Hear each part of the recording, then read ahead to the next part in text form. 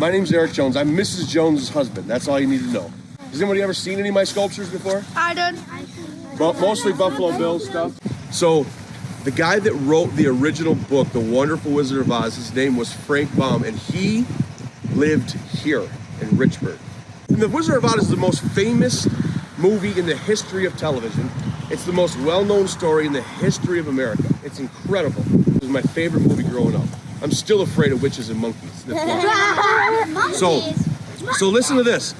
So when Frank Baum wrote the story, The Wonderful Wizard of Oz, there were two things that inspired him in the film that you'll see that were related to Richburg right here.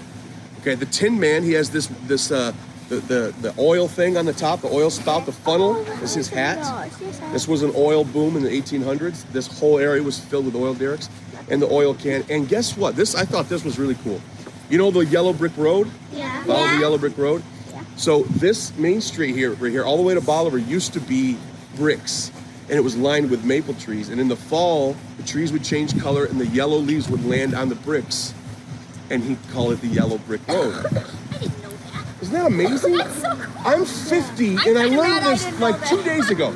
I grew up, see that little white house down there behind that pine tree? Yeah. That's where I grew up. I spent the first 20 years of my life right there. I walked right across, that's where I grew up. I'm from right here. So, and I never knew this. My favorite movie was inspired by, so on the other side of the school, back in that corner where the new elementary wing, it's not new to you, it's new to me. That's where the theater was. In the 1881 to 1882, he had a theater there, and he started his cameo shots of The Wonderful Wizard of Oz in that theater, which is where your school is. The most famous movie in the history of America was inspired by right here.